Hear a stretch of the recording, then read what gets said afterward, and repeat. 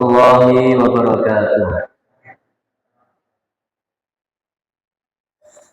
Alhamdulillahirabbil alamin wassalatu wassalamu ala nabiyyina Muhammadin wa ala alihi wa sahbihi ajma'in. Asyhadu an la ilaha illallah wahdahu la syarikalah wa asyhadu anna Muhammadan abduhu wa rasuluh. Bapak-bapak, ibu-ibu, jamaah salat Isya yang dirahmati Allah Subhanahu wa taala. Alhamdulillah, bersyukur kehadirat Allah pada malam hari ini. Allah turunkan hujan, dan semoga hujan yang turun menjadikan keberkahan untuk kita semua, manfaat untuk kita dan sekitar kita. Sebagaimana Rasul mengajari kita sebuah doa ketika turun hujan, Allahumma shayyiban nafi'an. Semoga Allah turunkan hujan yang bermanfaat. Amin ya rabbal alamin. Salawat dan salam semoga terlimpah kepada suri tauladan kita, Nabi Muhammad sallallahu alaihi wasallam, dan kepada seluruh keluarga, sahabat, tabi'in, tabi'ut tabi'in, serta umat beliau hingga akhir zaman. Bapak Ibu jamaah yang dirahmati Allah, dalam sebuah ayat Allah Subhanahu wa taala berfirman, a'udzu billahi minasyaitonir rajim, ya ayyuhalladzina amanu qu anfusakum wa ahlikum nar wa quduhan nas wal hijarah 'alaiha malaikatun ghiladun shidadun la ya'suna Allah ma amarahum wa yaf'aluna ma yu'marun. Di dalam Quran surat At-Tahrim ayat 6. Hai orang-orang yang beriman, peliharalah dirimu dan keluargamu dari api neraka yang bahan bakarnya adalah manusia dan batu. Penjaganya malaikat-malaikat yang kasar, keras, dan tidak mendurhakai Allah terhadap apa yang diperintahkannya kepada mereka, dan selalu mengerjakan apa yang diperintahkan. Bapak Ibu jamaah yang dirahmati Allah, di dalam ayat ini Allah Subhanahu wa taala memanggil orang-orang yang beriman. Artinya ini wujud kasih sayang Allah. Hanya orang-orang yang beriman yang dipanggil di dalam ayat ini. Apa panggilan Allah? Ya ayyuhalladzina amanu, hai orang-orang yang beriman, qu anfusakum, jagalah dirimu, peliharalah dirimu, wa ahlikum, dan keluargamu, naro, dari api neraka. Perintah Allah untuk kita semua untuk memelihara diri dan keluarga dari sengatan api neraka. Apa yang dimaksud dari memelihara? Memelihara di sini tentu maksudnya adalah menjauhkan diri kita. Jangan sampai diri kita masuk ke dalam api neraka. Menjauhkan keluarga kita, jangan sampai keluarga kita masuk ke dalam api neraka.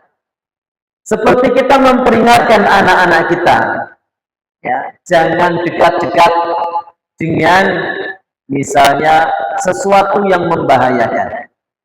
Ini bukan berarti kita membatasi atau mempersulit anak-anak kita, tapi ini adalah wujud kasih sayang kita kepada mereka. Allah Subhanahu wa taala bentuk wujud kasih sayang juga demikian, memerintahkan kita untuk menjauhi sesuatu yang itu sangat membahayakan, yaitu api neraka. Nah, wujud konkretnya bagaimana seseorang bisa jauh dari api neraka? Kita semua jamaah yang dirahmati Allah, tentu yang pertama kali adalah menjaga diri kita. Bagaimana kita jangan sampai terjerumus ke dalam api neraka.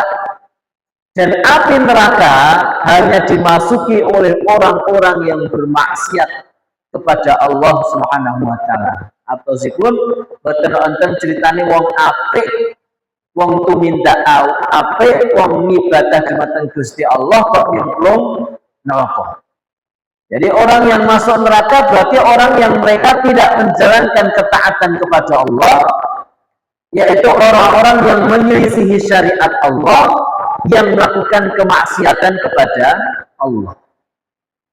Menjaga diri dari api neraka ya berarti kita bagaimana untuk mengisi hari-hari kita dengan peribadatan kepada Allah Subhanahu wa taala. Maka disebutkan Ibnu Qatadah mengatakan maksud dari menjauhkan diri dari api neraka adalah memerintahkan keluarga kita untuk bertakwa kepada Allah dan melarang mereka dari bermaksiat kepada Allah Azza wa Jalla dan mengatur mereka dengan perintah Allah Azza wa Jalla, memerintahkan mereka untuk melaksanakan perintah Allah dan membantu mereka menjalankan perintah Allah.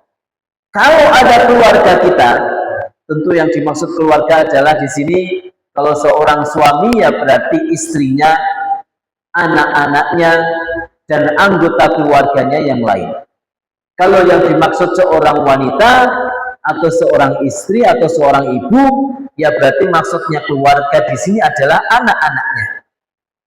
Kalau keluarga kita melakukan kemaksiatan, maka wajib atas kita untuk mencegah mereka.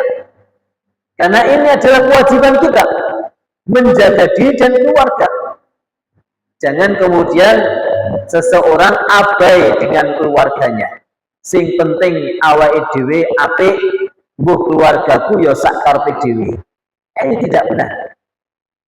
Perbuatan baik ataupun perbuatan buruk dari istri kita, dari anak-anak kita, itu adalah tanggung jawab kita semua sebagai seorang ayah.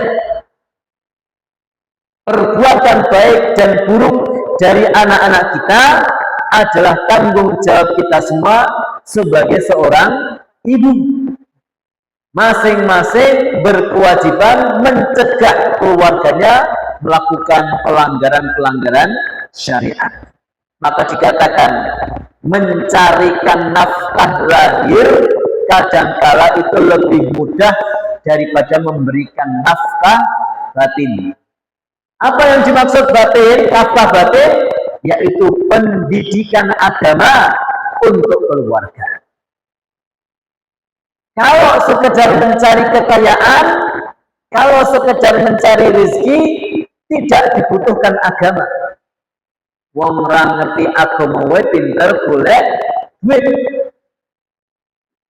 Mereka ada yang bisa membangun rumah mewah, beli mobil yang banyak, sawah yang luas.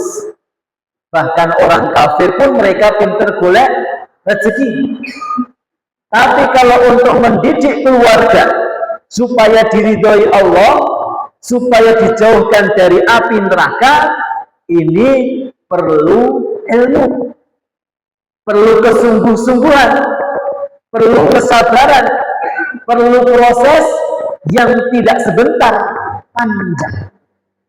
Dan inilah tema yang akan kita sampaikan Bapak Ibu, bagaimana cara menjauhkan diri kita dan keluarga kita dari api neraka. Alhamdulillah, di dalam ayat yang lain juga Allah mengatakan wa'mur ahlaka bis-sholati wastabir 'alaiha.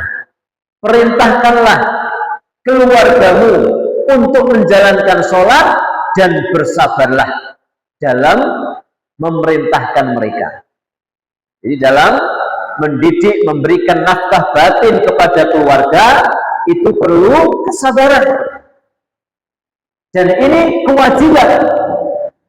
Di dalam proses kita mendidik keluarga ada halangan-halangannya, ada rintangan-rintangannya, bahkan ada resiko-resikonya. Tapi ini adalah kewajiban yang kalau tidak dijalankan maka kita akan berdosa.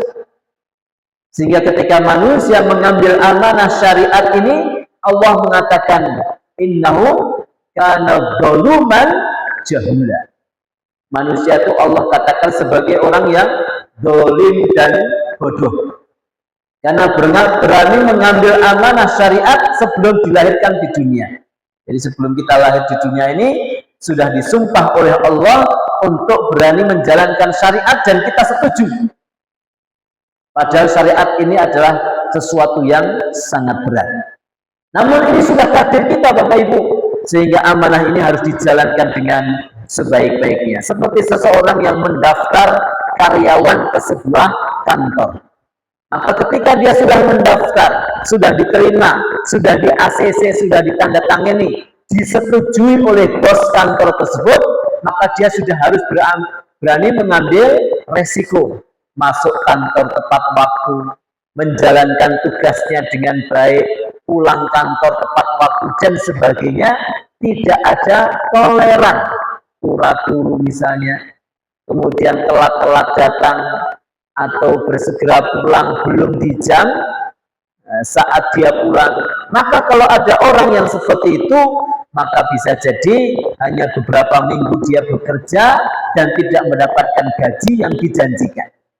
Demikian juga manusia, ketika dia sudah mengambil resiko untuk menjadi seorang ayah, menjadi seorang ibu, menjadi kepala keluarga, maka segala resiko harus dia tanggung dan dia harus bersabar.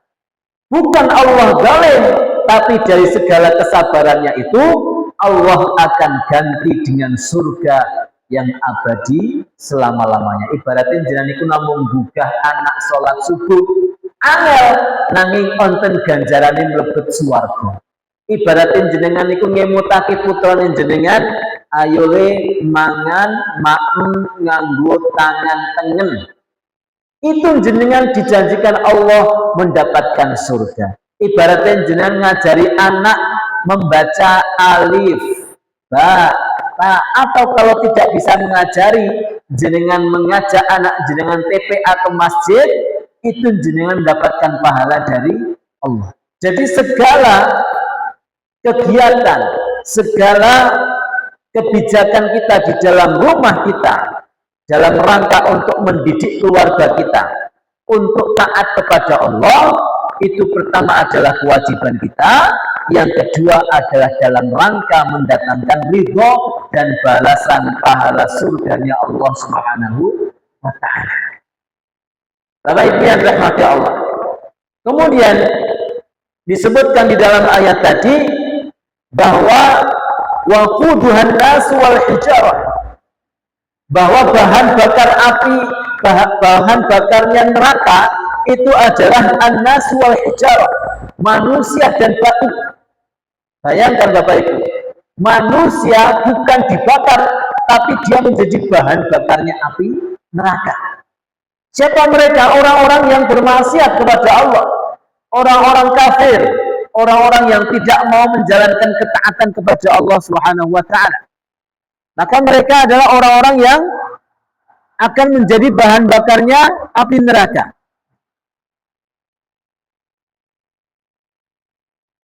Itu baterai. Bapak Ibu rahimakumullah. Jadi manusia di akhirat nanti, orang-orang yang durhaka kepada Allah, mereka akan menjadi bahan bakarnya api neraka. Bukan hanya dibakar, tapi menjadi bahan bakar. Wal hijarah, demikian juga batu.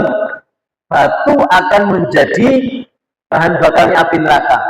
Tafsirnya banyak. Ada yang mengatakan batu yang disebut di sini adalah batu bara, kibrit, batu bara. Yang kita tahu ya batu, tapi dia menjadi bahan bakar. Ada yang mengatakan batu yang dimaksud di sini adalah patung-patung sesembahan dari orang-orang kafir yang di dunia mereka diminta oleh mereka untuk mendapatkan manfaat, minta rezeki, minta jodoh, minta keselamatan, minta keamanan. Justru di akhirat nanti mereka lah yang akan dijadikan Allah api yang membakar para penyembahnya. Waliyadzubillah.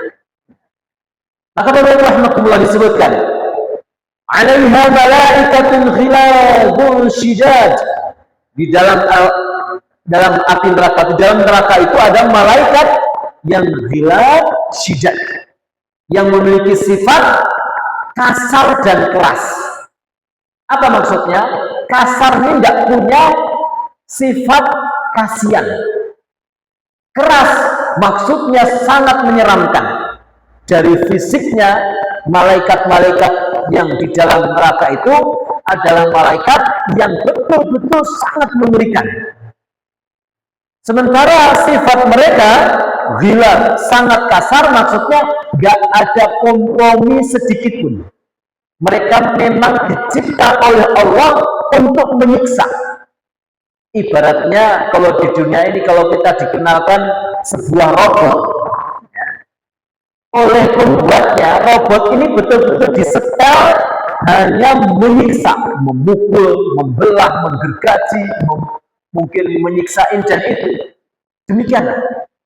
Jadi nggak ada ceritanya di neraka itu ketika malaikat ini mereka melihat seorang manusia, misalnya dia waktu di dunia sangat kurus, kemudian dia kasihan, ya Allah mesake kurus banget, nong dunia nong sawah terus rasi benikso, enggak, dia kurus, dia gemuk, dia tua, dia muda, dia laki-laki, bahkan perempuan, wong wedok sekalipun, kalau dia di dunia senang bermaksiat kepada Allah, disiksa oleh apa namanya malaikat ini. Jadi urusan. Pokoknya gila ini adalah betul-betul tidak ada sifat kasihan. Jadi ini sangat berbeda dengan manusia. Ya, sejahat-jahatnya manusia itu kadang kalau melihat anak kecil misalnya masih ada rasa kasihan. Anak di bawah umur ya, melakukan sebuah kriminalitas, itu hukumannya kalau di dunia ini dibedakan sama orang dewasa. Perempuan kadang-kala juga tempat selnya dibedakan dengan laki-laki.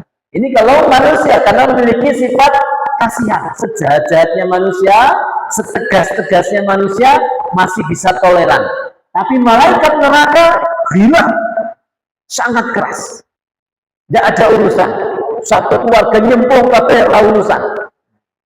Syiddat, dan mereka memiliki sifat yang sangat menyeramkan, memiliki fisik yang sangat menyeramkan.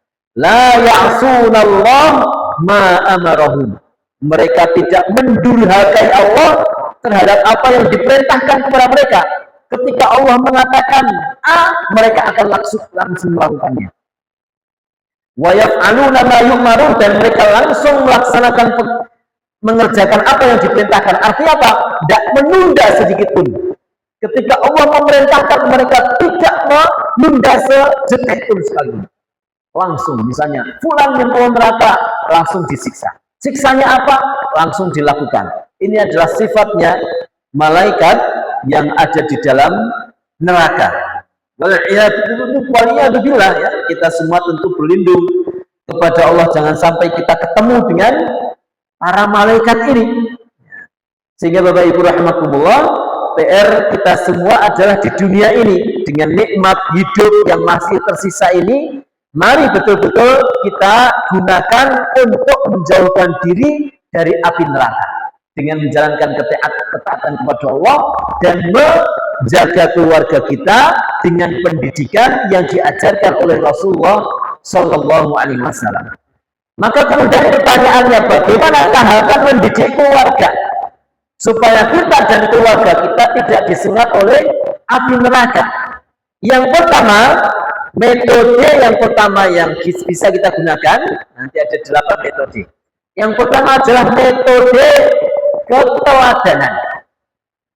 Metode keteladanan atau bahasa mudahnya contoh yang baik.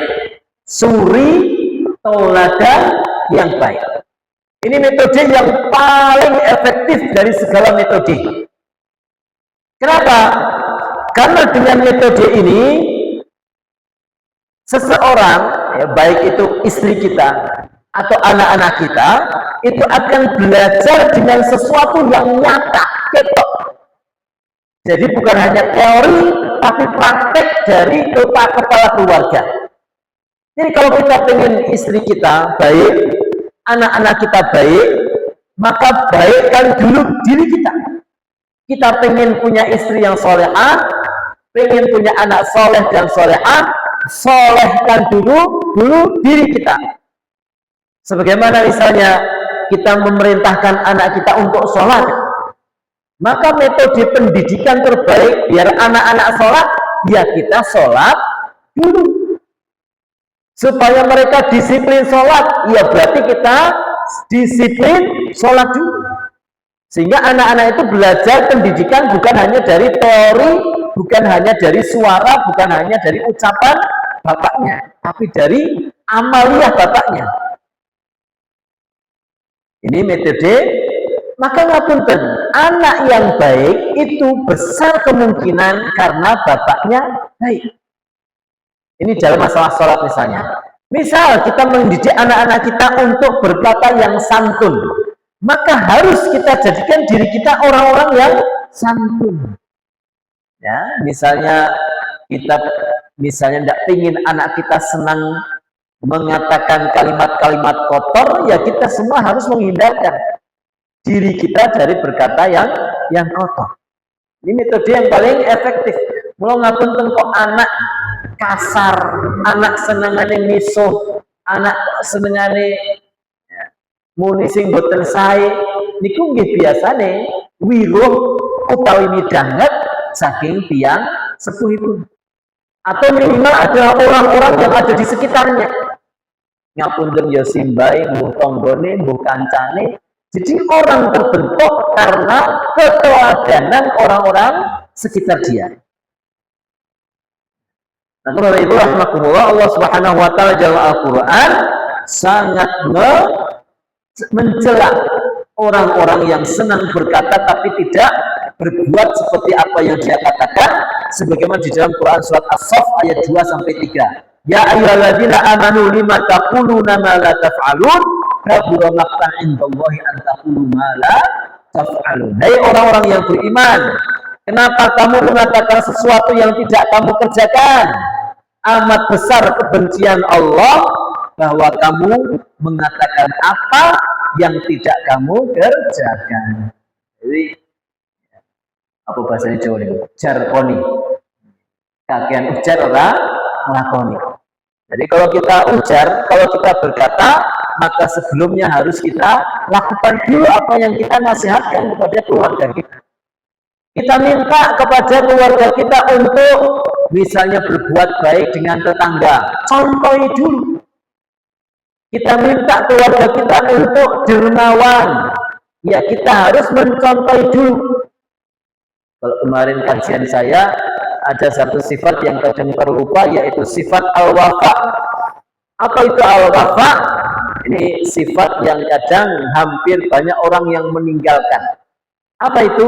Senang membalas jasa. Kalau kita ingin keluarga kita senang membalas jasa, ya, maka kita harus contohi dulu. Membalas jasa ini nggak pun terjadi. Ini ada satu hal yang harus kita menjadi prinsip kita. Jangan sampai kita mendapatkan kebaikan dari orang lain dan kita tidak membalasnya. Jadi kalau apapun kebaikan yang kita dapatkan dari orang lain, maka sifat yang baik harusnya adalah kita membalasnya. Misal dulu ada orang yang memberikan kita pekerjaan, atau ada orang yang mewarisi warung kita, atau ada orang yang mungkin memperhatikan anak kita, ada orang yang memberikan pendidikan kepada istri dan anak-anak kita, maka kita balas. Ini namanya sifat al-wafa. Kita contohkan kepada anak-anak kita. Le, biyen bapak kira iso ngaji, bapak ki sing mulang Mbah Kiai kae. Ayo, awe dhewe sowan dumateng Pak Kiai kae. Diajari aja. Nah, apa Pak? Ya bapak arep DKI, bapak mau membawakan beliau ya semacam ya mungkin gula, mungkin beras, mungkin teh dan sebagainya. Kita tidak usah ngomong kepada anak-anak kita contohi bahwa kita sedang mengajari dia yang namanya sifat al-wafa, yaitu membalas jasa kebaikan orang lain. Ini contoh. Karena itu rahmatullah. Atau juga sifat memberikan maaf. Ini juga hal yang kadang sekarang harus betul-betul dicontohkan kepada anak-anak kita bahwa kita itu bukan orang yang pendendam. Mungkin bisa diceritakan, le biyen asline bapak ki tau dilarani karo simbah kai. Ning ya selapopo, bulan biasa karo simbah kai aku kekancan biasa. Saya juga memaafkan, ndak ada gimana-gimana. Wong bapak ya ora rugi-rugi banget. Malah biyen dilokke karo mbah kai, bapak njut semangat nyambut gawe misalnya. Memberikan contoh. Nah, ini adalah metode pendidikan yang paling efektif. Tapi kalau orang tua memberikan contoh yang buruk kepada anak, ini bisa betul-betul ditiru. Misalnya bapaknya pernah bermusuhan kepada seseorang, diperlihatkan di depan anaknya, maka anak bisa jadi satu waktu nanti ketika sudah dewasa, dia akan mencontoh seperti yang dilakukan oleh bapaknya. Misalnya bapaknya kok punya mata keranjang, ya, lirak-lirik, senengane karo sing ora apik-apik, anak biasanya juga akan meniru apa yang dilakukan oleh bapaknya. Oh, iya. Maka ini Bapak Ibu, metode terbaik menjauhkan keluarga kita dari api neraka adalah suri tauladan yang baik. Ya, suri tauladan yang baik. Jangan mempertontonkan keburukan di depan keluarga kita. Tunjukkan ya, kebaikan-kebaikan kita di depan keluarga kita dalam rangka apa? Memberikan contoh. Ya. Jadi kalau kita ini pamer di depan orang lain, itu untuk menjaga hati berat. Tapi kalau pamer di depan keluarga kita, maksudnya istri dan anak-anak kita, dalam rangka mengajari, maka para ulama membolehkan sedekah misalnya, biar istri kita tahu, anak-anak kita tahu, kita sedang sedekah kepada si fulan dan si fulana. Tidak apa-apa, tarbiyah. Yang kedua adalah metode bimbingan dan nasihat. Selain kita memberikan keteladanan, maka kita tambahi dengan banyak memberikan nasihat. Karena nasihat adalah sarana yang menghubungkan jiwa seseorang dengan cepat. Apalagi nasihatnya itu dengan tulus, betul-betul dari hati, bukan dengan cara marah-marah dan menggurui. Ya. Apalagi kalau anak-anak kita sudah dewasa, apalagi kalau anak-anak kita sudah berumah tangga, cara menasihati mereka ada seperti teman, jangan menggurui lagi. Apalagi dengan mengatakan pengalaman kita dulu yang sebenarnya tidak bisa diamalkan di zaman sekarang. Anak kita misalnya mau minta sepeda karena rumahnya jauh, karena sekolahannya jauh. Ya. Kemudian kita mengatakan, Bapak biyen tekan Malioboro sekolah melaku. Ini enggak cocok Bapak Ibu, enggak cocok. Zamannya sudah berbeda. Ya. Dulu jalan karena memang enggak ada sepeda. Sepeda zaman dulu adalah alat transportasi yang mungkin hanya dimiliki oleh orang-orang yang sudah kaya. Tapi zaman sekarang ya, tidak bisa menyamakan kondisi anak-anak kita dengan kondisi kita saat masih muda dulu. Maka nasihat dengan tulus Bapak Ibu. Dan bukan dengan cara berulang-ulang sehingga kemudian membuat anak-anak jenuh, membuat istri kita bosan. Ya, nasihat ini sehingga disebutkan ada 3 hal nasihat paling efektif ya, supaya bisa diterima dengan baik. Yang pertama, ulang-ulangi nasihat tersebut, diulang. Kenapa? Manusia itu cepat lupa. Manusia itu cepat lupa sehingga diulang. Misalnya anak kita makan dengan tangan kiri, kita nasihati, Dek, jangan makan tangan kiri, itu perilakunya seton.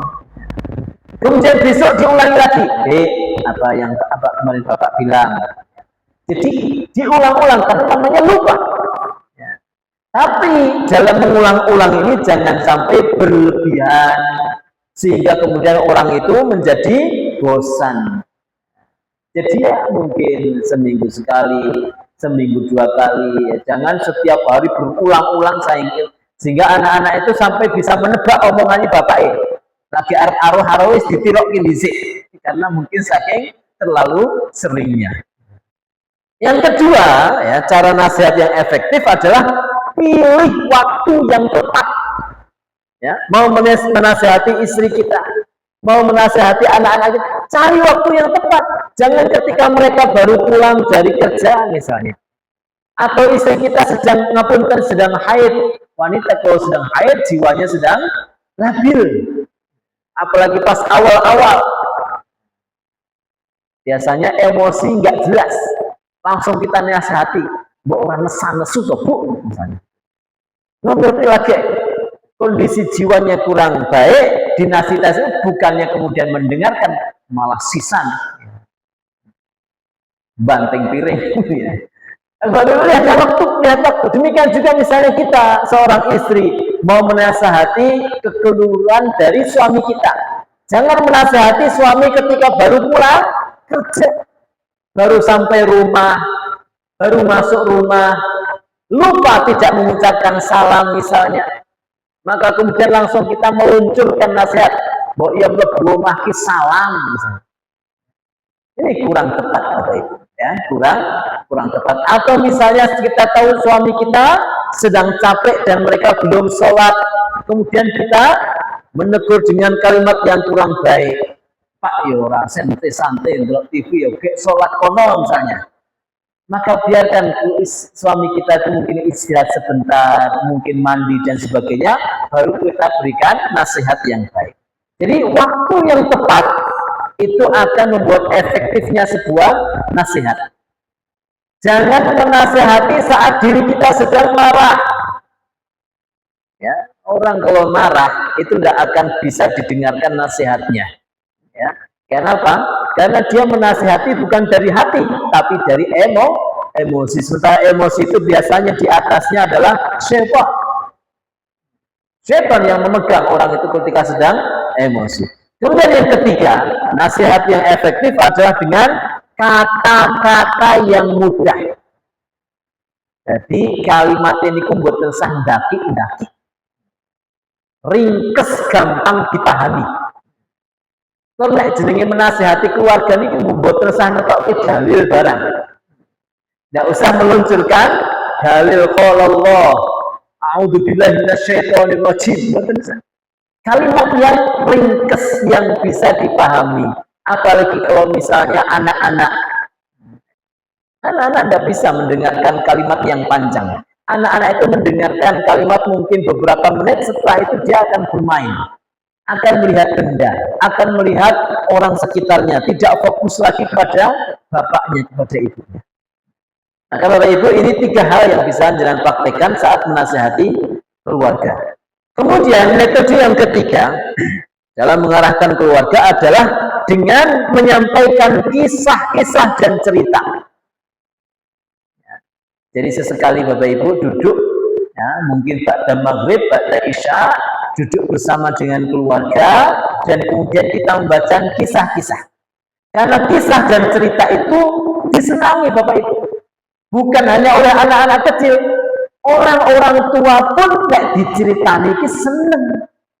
Makanya Al-Quran kebanyakan isinya adalah cerita, kisah. Sehingga ada satu surat namanya surat apa? Al-Qasas. Itu maknanya adalah kisah-kisah. Di dalam Al-Quran diceritakan kisah para nabi, diceritakan kaum-kaum para nabi, dikisahkan orang-orang soleh. Misalnya kisah tentang Luqman Al-Hakim ketika menasihati anaknya, misalnya tentang kisah Nabi Musa menasihati atau mendakwahi Fir'aun yang dikatakan ayah angkatnya, misalnya kisah Nabi Muhammad SAW dalam mengemban dakwahnya di kota Mekah, Madinah. Ini kisah-kisah yang insya Allah akan bermanfaat untuk menambah ketaatan keluarga kita kepada Allah Subhanahu wa Ta'ala. Tentu di sini semuanya sepakat, kisah yang disampaikan adalah kisah yang nyata, bukan fiksi. Kisah yang betul-betul terjadi, apalagi kisah ini diambil dari Al-Quran dan hadis. Jangan ceritakan kisah-kisah yang menyimpang dari syariat atau kisah-kisah palsu. Nomor kancil nyolong timun. Tidak ada itu kisah ini, hanya fiksi saja, atau kisah yang diambil dari novel-novel, cerpen-cerpen, komik-komik, ya, yang penuh dengan kedustaan dan kerusakan. Itu tidak perlu disampaikan kepada keluarga kita. atau kisah komik yang baru viral di akhir ini ya menjadi bendera. Saya juga baru tahu itu kok ada judul itu. Ya, nggak usah penasaran, nggak usah sampaikan. Banyak keteladanan dari para sahabat tentang bagaimana bernegara yang baik, bermuamalah dengan orang lain dengan baik, berekonomi yang baik. Di dalam kisah para sahabat sudah banyak, tidak perlu mengadopsi kisah-kisah dari orang-orang kafir. Yang keempat, ini jenenge metode kisah ini memang perlu istilahnya skill tersendiri. Dalam bercerita memang di sini perlu skill tersendiri. Kalau bapak tidak bisa, mungkin bisa dilemparkan ke ibu menasihati anak-anaknya dengan kisah. Karena biasanya ibu-ibu membacakan kisah itu lebih baik. Misalnya sebelum tidur, bacakan kisah ya nabi-nabi ya dari mulai Nabi Adam sampai Nabi Muhammad. Sebelum tidur bacakan. Kemudian mungkin kisahnya keluarga Rasulullah banyak sekali. Bagaimana keromantisan keluarga Rasulullah Sallallahu Alaihi Wasallam. Ya, kalau kita misalnya mau mengajari keluarga kita biar romantis, biar penuh dengan kasih sayang, lihat Rasulullah. Tidak perlu cari drakor, tidak perlu cari cerpen-cerpen yang bernuansa syahwat. Dalam Rasulullah sudah banyak beliau memberikan contoh yang baik dalam memimpin keluarganya. Yang keempat, metode yang keempat adalah mengambil pelajaran dari setiap peristiwa dan kejadian. Ini metode yang keempat. Apa maksudnya? Kalau ada sebuah berita atau sebuah kejadian yang ada di sekitar kita, maka pendidik yang baik adalah bisa mengambil dan menceritakan kepada keluarganya, mengambilkan hikmah pelajaran, sehingga kemudian keluarganya bisa semakin dekat dengan Allah Subhanahu wa Ta'ala. Misalnya tentang ya, peristiwa bencana alam, atau peristiwa tentang sakitnya seseorang, atau tentang gagalnya seseorang, dan ini dan itu. Semua dikisahkan, diceritakan kepada anak-anak kita, dan kita ambil pelajaran, kita simpulkan. Karena ngapunten, kalau kepala keluarga tidak mengajari kepada anak-anaknya terkait dengan peristiwa yang terjadi, maka mereka akan liar dalam menyimpulkan. Betul-betul bisa liar dalam menyimpulkan. Ada beberapa misalnya ya terkait misalnya ini ya masalah negara kita misalnya. Bagaimana kita menyimpulkan perilaku-perilaku rakyat, perilaku-perilaku pejabat dengan sebijak mungkin kepada anak-anak kita. Nanti jangan sampai mereka kemudian punya kesimpulan sendiri gara-gara lihat media sosial. Ya, hati-hati betul Bapak Ibu zaman sekarang. Pendidik keluarga kita itu bukan hanya kita, tapi apa? Media sosial. Kadangkala hanya dengan kalimat-kalimat yang sangat manis, ya, seakan-akan itu dianggap sebuah kebenaran, ya, menurunkan pemimpin yang sah, ya, misalnya mencaci maki orang yang berbuat salah, ya, itu seakan-akan sebuah kebenaran. Padahal angsal mboten wong kok ngelek-elek tiang sanes, mboten angsal. Mbok golekno dalil kaya napa? Ndak boleh seseorang itu mencaci maki orang lain, apalagi orang yang dia tidak kenal, hanya nemu di berita misalnya, belum tahu dengan benar perbuatannya itu seperti apa misalnya. Maka ini yang keempat, dari peristiwa yang terjadi di sekitar kita, maka kemudian kita ambilkan pelajaran untuk keluarga kita. Dan memang hidup kita ini penuh dengan peristiwa. Hidup kita ini penuh dengan peristiwa. Pelakunya saja yang berbeda, tapi peristiwa itu akan berulang-ulang.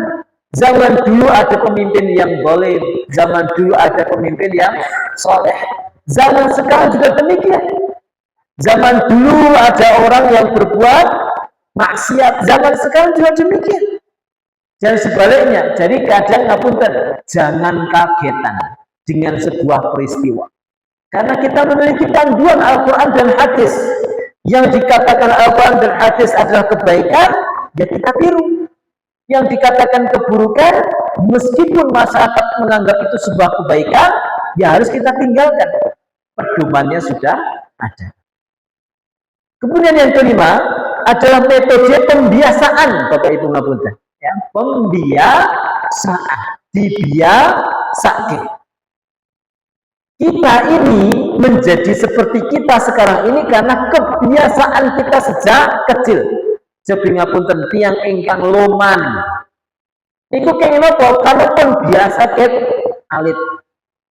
Tiang ingkang sopan, andap asor, kalimatnya itu santun kepada orang tua. Itu kenapa? Itu bukan hasil pendidikan dari sekolahnya, bukan hasil pendidikan dari tempat kerjanya, bukan, tapi hasil pendidikan orang tuanya, keluarganya. Sehingga metode terbaik juga adalah membiasakan. Biasakan kepada keluarga kita, misalnya keluar rumah, ayo kita keluar rumah, kita membaca doa naik kendaraan. Kita baca doa keluar rumah misalnya. Misalnya masuk rumah balik, biasakan mengucapkan Assalamualaikum misalnya. Kalau kita ke masjid, nah, kita pakai pakaian terbaik misalnya. Kita biasakan memakai misalnya ya rukun yang terbaik misalnya, sajadah yang terbaik. Ini adalah pembiasaan. Coba Bapak Ibu ngapunten, ada orang yang perilaku hidupnya bersih, kenapa? Pembiasaan dari kecil. Orang yang berlaku ngapunten jorok, itu karena kebiasaannya juga jorok, yang tidak diarahkan oleh orang tuanya. Maka pembiasaan ini juga metode yang bisa kita tanamkan kepada keluarga kita. Biasakan anak-anak kita, keluarga kita untuk ibadah yang rutin, ibadah yang disiplin, adabnya, tutur katanya, sopan santunnya, dengan orang lain tidak diem saja, tapi menyapa. Saya berkali-kali mengkritik beberapa lembaga pesantren, ya, setiap kita datang ke tempat tersebut, anak-anak tidak ada yang menyapa. Jadi kita tamu itu kayak bingung ini sing kantor ini di wong-wong kaya duwong. Kenapa? Tidak dibiasakan oleh pengasuhnya. Ya. Seakan sesuatu itu sesuatu yang baik-baik saja, masalah, problem. Ketemu orang kok kayak orang, ketemu robot, ya, tidak menyapa, misalnya ini ya. Atau kebiasaan tentang sopan santun anak lewat di depan orang, dia tidak permisi, ini kan kebiasaan. Selentar. Boten ngapunten nggih Mbak, derek langkung nggih Bu, permisi nggih Pak. Ya, ini kan kebiasaan dari kecil. Dan ini menjadi keprihatinan kita terhadap generasi Islam sekarang ini. Kurang sopan santunnya. Kenapa? Tidak dibiasakan. Yang keenam, memanfaatkan waktu yang luang. Waktu luang jangan sampai dibiarkan. Manfaatkan betul untuk mendidik keluarga kita. Misalnya pas liburan panjang kayak kemarin, hari Sabtu libur, hari Ahad libur, hari Senin libur, Masya Allah, 3 hari yang kita banyak bersama dengan keluarga kita.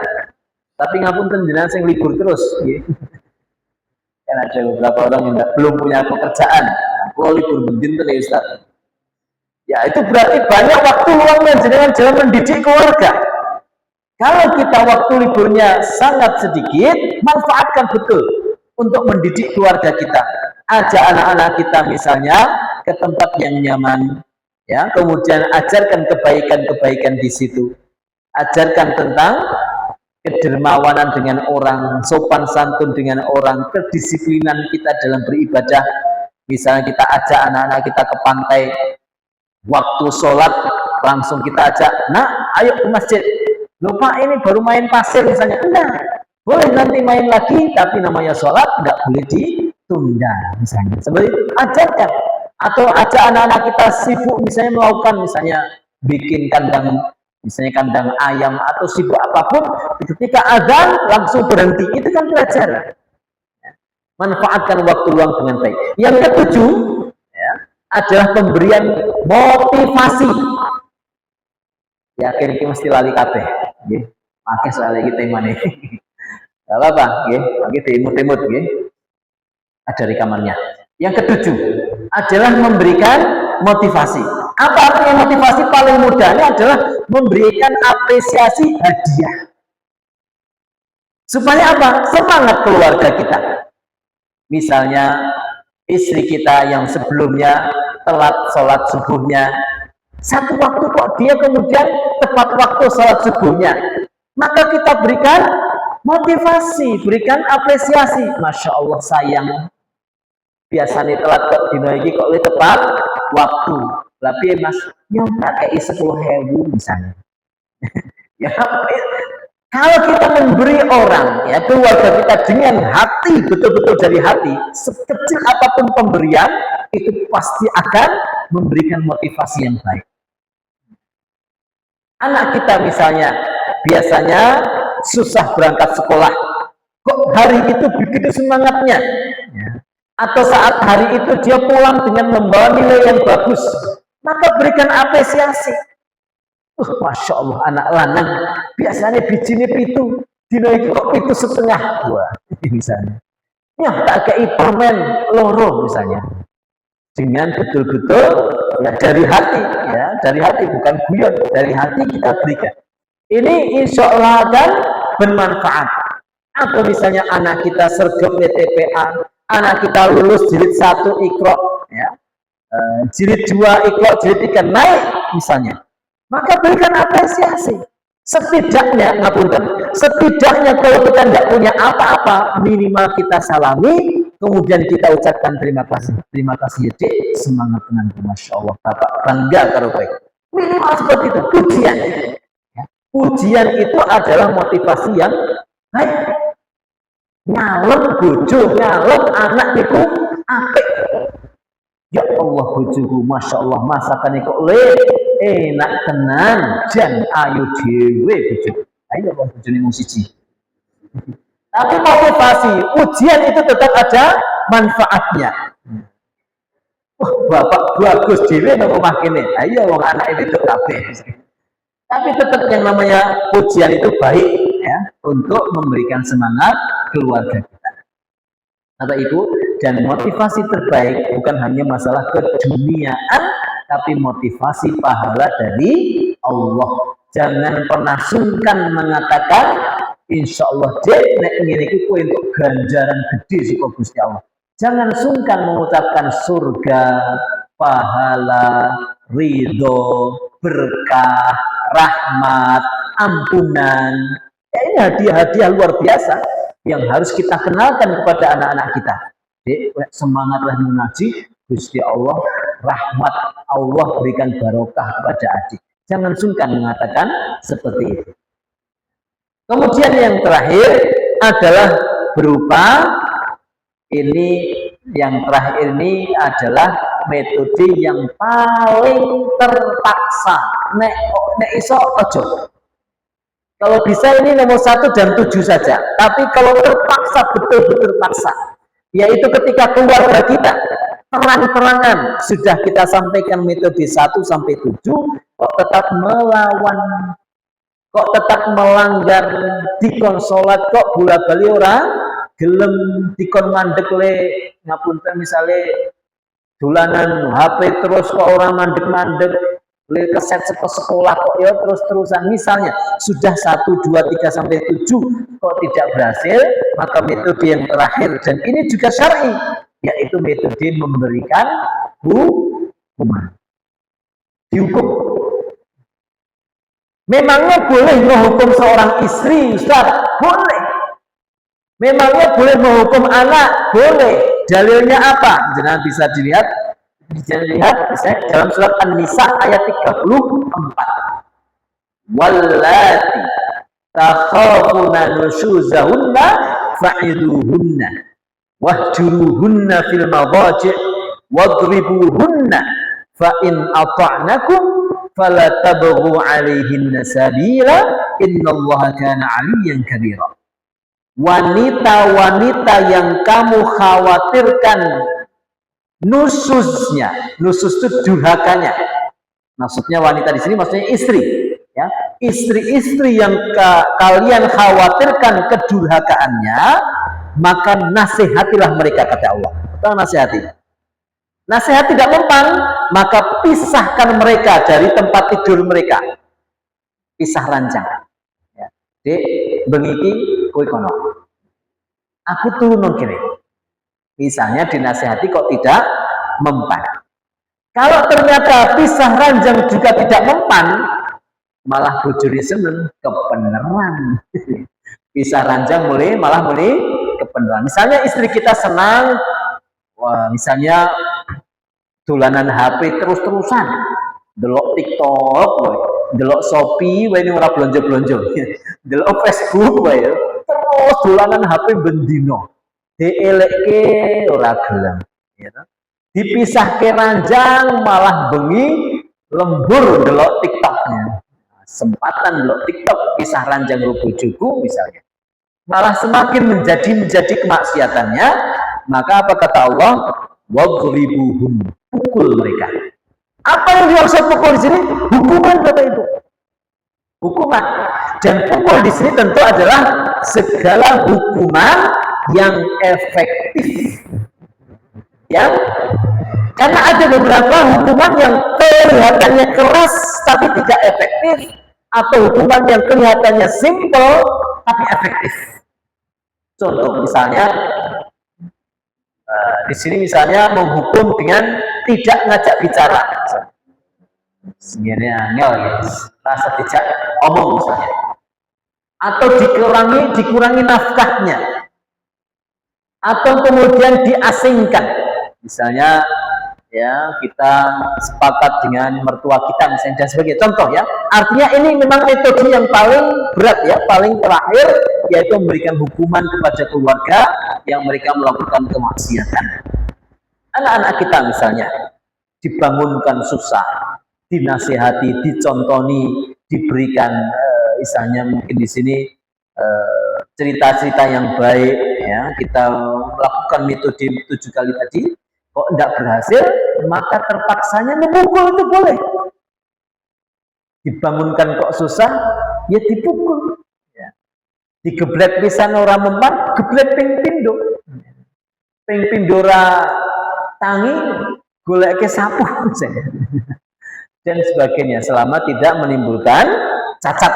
Ya, tidak boleh memukul sampai ada cacatnya. Tapi kalau sakit ya memang sakit, namanya dipukul boleh, tapi tidak boleh sampai membuat cacat. Maka Bapak Ibu, ini adalah 8 metode menjauhkan keluarga kita dari api neraka, dan hendaknya ini betul-betul bisa menjadi pedoman kita dalam menjaga keluarga kita supaya berada di dalam lindungan Allah Subhanahu wa ta'ala. Semoga Allah Subhanahu wa ta'ala memberikan kita keluarga yang sakinah, mawaddah, warahmah.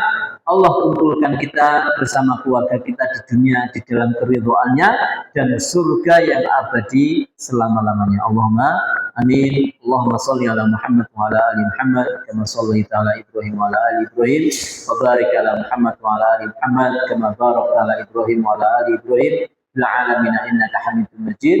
Allahumma ighfir lil muslimin wal muslimat wal mu'minina wal mu'minat al ahya'i minhum wal amwat innaka sami'un qaribun mujib da'wat ya qadil hajat. Rabbana ighfir lana wa li walidayna warhamhuma kama rabbayana shighara.